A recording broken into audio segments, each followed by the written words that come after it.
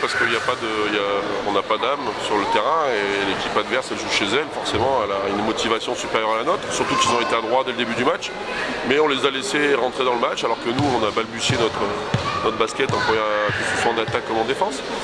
Et puis deuxième mi-temps, le réveil, enfin, on n'est qu'à 8 points à la mi-temps, ce qui est déjà pas mal au vu de la première mi-temps.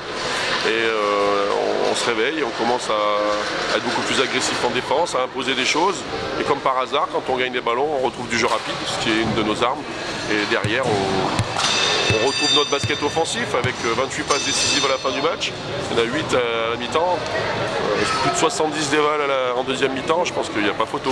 Mais c'est bien de finir comme ça. Ce qui aurait été bien, c'est de pouvoir le commencer aussi comme ça, parce qu'il n'y aurait peut-être pas eu de match en deuxième mi-temps. Et voilà.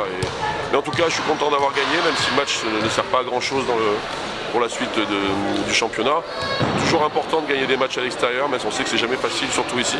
Et je suis content pour les gens qui nous suivent, je suis content pour le travail qu'on fait tous les jours. Voilà. 33 d'évaluation en première période, le Jet vous a posé des problèmes avec une défense agressive notamment. Oui, mais je pense que c'est surtout notre défense à nous qui était vraiment laxiste, que ce soit sur les tirs extérieurs ou sur les percussions. On ne faisait pas de faute.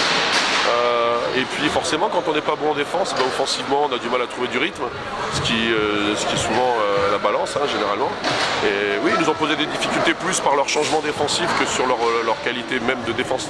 On sait que c'est pas une équipe qui est la plus défensive du championnat. Par contre, ils switchent beaucoup, ils passent d'homme à homme à zone, boîte. Ça nous a perturbé dans le sens où on savait que ça allait arriver, mais on n'a pas lu ce qu'il y avait. Donc forcément, quand on lit pas, c'est compliqué de trouver la bonne solution. Bon, on prépare gentiment la poule haute alors.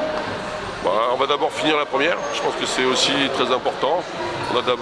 Il nous reste 2 matchs, Orchy à la maison, puis Besançon en déplacement.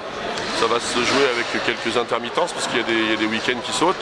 Et puis tout doucement, on va aller vers la poule 2 où là, ça va être hockey choral tous les samedis parce que les 10 équipes qui sont là vont vouloir monter et il n'y en a que 2 qui seront élus. Donc ça va être sympa pour tout le monde, mais très très difficile mentalement. Chaque match va compter énormément.